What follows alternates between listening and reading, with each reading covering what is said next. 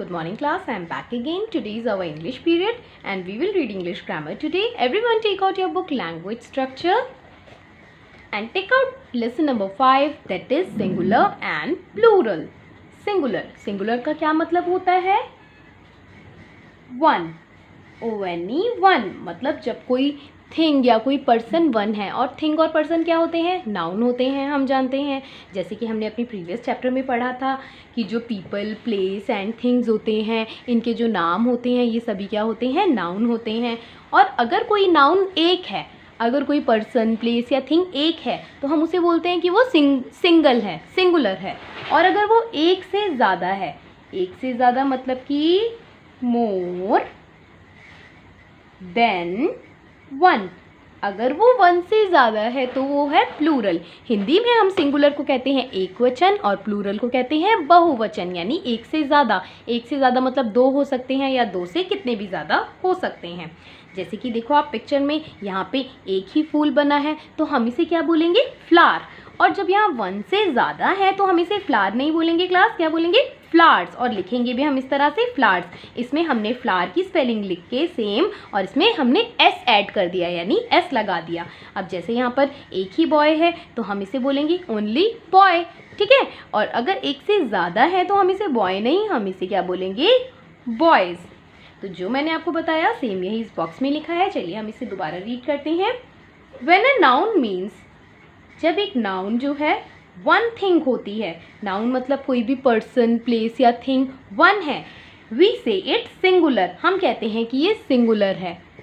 When a noun means, जब एक noun more than one thing होती है, मोर देन वन एक से ज़्यादा होती है, वी से इट इज प्लूरल, हम क्या कहते हैं? ये प्लूरल है, यानी बहुवचन है। जैसे कि सिंगुलर का एग्जाम्पल है फ्लावर एंड बॉय और प्लूरल का एग्जाम्पल है फ्लावर्स एंड बॉयज़, ठीक है। लिखने में और बोलने में दोनों में चेंज हो गया, दोनों में ऐड हो गया। क्या ऐड हो गया? एस, यानी एस को हमने लगा दिया। अ सिंगुलर नाउन चेंजेस, एक सिंगुलर नाउन चेंज हो जाती है, मतलब बदल जाती है इनटू प्लूरल, यानी सिंगुलर को हम प्लूरल कैसे बना सकते हैं? एडिंग एस, उसमें एस लगाकर, जैसे कि पेन, पेन्स, काउ, काउस, ठीक है। अब हम ये रीड करते हैं। यहाँ इस कॉलम में सिंगुलर नाउन लिखे हैं, इस कॉलम में प्लूरल नाउन लिखे हैं। एंड चींटी, एंड्स चींटियाँ। एप्पल, सेब, एप्पल्स एक से ज़्यादा सेब। एलिफेंट एक हाथी, और एलिफेंट्स जब एक से ज़्यादा हाथी हों। एरो होता है एक तीर, एरोज जब बहुत सारे तीर होते हैं। बिल्डिंग यानी एक इमारत, बिल्डिंग्स यानी इमारतें। फ्लावर, फूल, फ्लावर्स, फूलों। तो क्लास आप समझ रहे हो कि हमने सिंगुलर को प्लूरल कैसे बनाया है। इसके एंड में एस लगाकर, आप सभी स्पेलिंग में देख सकते हैं कि एंड्स, इसी तरह से हमने सब में एस लगाया और ये सिंगल से प्लूरल बन गया। Now turn the page. Fruit, fruits. Jug, jugs. Oven, ओवन्स। Rat, rats. Ship, ships. hen, hens। Kite, kites. Pigeon, pigeons। robin, robins। toy, toys। तो क्लास इसी तरह से आपको रीडिंग करनी है, जैसे मैंने आपको बुक में रीडिंग करवाई। पढ़ने से आपको क्या है, आपकी वोकेबुलरी जो है वो इम्प्रूव होगी, आपको न्यू वर्ड्स पता चलेंगे एंड सिंगुलर प्लूरल आपको रीड करने से ही लर्न हो जाएंगी, क्योंकि ये बहुत ईजी हैं।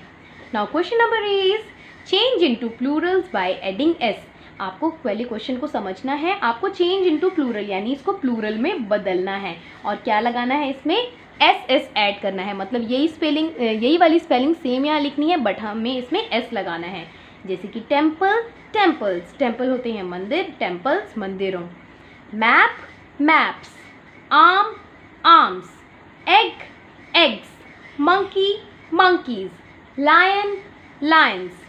Orange, oranges. Game, games. Owl, owls. Eye, eyes. तो आप देख सकते हो मैंने सभी स्पेलिंग में प्लूरल बनाने के लिए, प्लूरल में चेंज करने के लिए इन स्पेलिंग्स के एंड में मैंने एस लगा दिया, ठीक है class.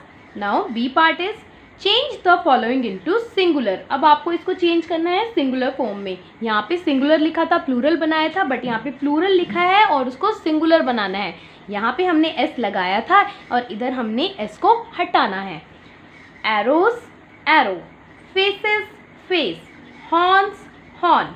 jackals jackal, cows cow, mobiles mobile, fans fan, houses house, computers computer, kites kite। तो आपको पहले क्वेश्चन की हेडिंग ज़रूर रीड करनी है ताकि आपको पता चले आपको क्वेश्चन में करना क्या है और आप उसे ठीक से सॉल्व कर सकें। सेम एज इट इज़ सभी बच्चों को ये अपनी बुक्स में ये एक्सरसाइज कंप्लीट करनी है और क्वेश्चन का जो आप इसका ए पार्ट अपनी नोटबुक में करेंगे।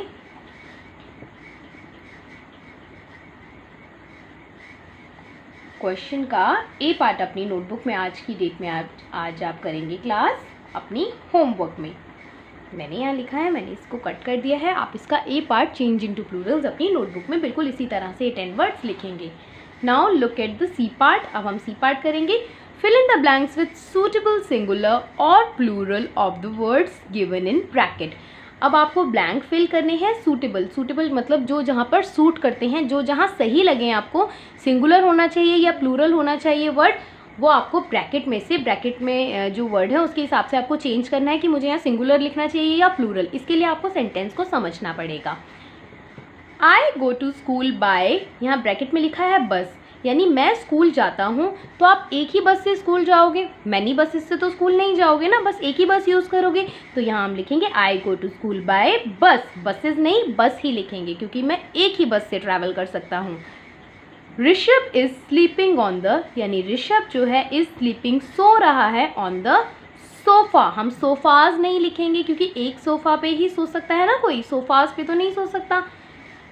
There are dash on the table. देखो क्लास, जहाँ पर इज़ लगा होता है वहाँ पे सिंगुलर ही आता है, मतलब इज़ जो है वो सिर्फ सिंगुलर वन चीज़ों के साथ ही आता है।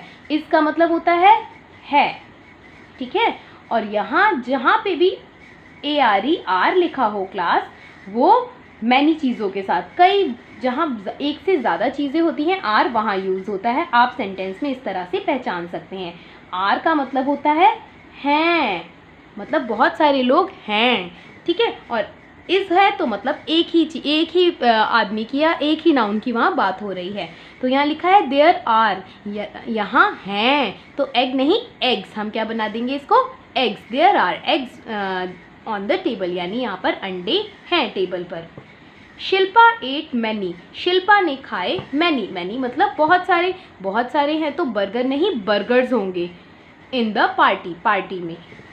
The policeman caught the policeman ने पकड़ा, the policeman caught the robber, यहाँ रॉबर्स नहीं आप रॉबर ही लिखेंगे। हाइडिंग इन द बुश, यानी पुलिस वाले ने पकड़ा रॉबर को, रॉबर यानी लुटेरे को, हाइडिंग इन द बुश जो कि छुपा था बुश में, झाड़ी में। विनय इज एन इंटेलिजेंट बॉय, विनय यहाँ पे एक ही बॉय का नाम है, तो हम यहाँ बॉयज़ नहीं ओनली बॉय लिखेंगे। द ग्रेप्स आर सार, यहाँ पर आर लिखा है, मैंने आपको बताया था जहाँ पर आर लिखा होता है उसका मतलब होता है many.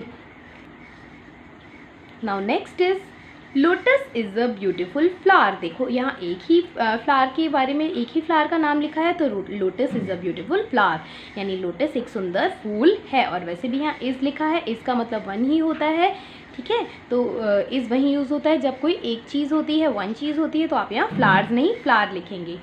Open your dash and eat, open your tiffin and eat, tiffin जो लंच बॉक्स होता है उसे हम टिफ़िन कहते हैं, तो अपना टिफ़िन ओपन करो और उसे खाओ। तो हम एक ही टिफ़िन कैरी करते हैं, ज़्यादा टिफ़िन तो कैरी नहीं करते। The dash are laying on the cupboard, यहाँ पर लिखा है पेन, कि जो पेन है वो कबर्ड में पड़े हैं। आर लिखा है मतलब बहुत सारी मैनी चीज़ों की बात हो रही है, तो आप यहाँ लिखेंगे पेन नहीं pens. The pens are laying in the cupboard.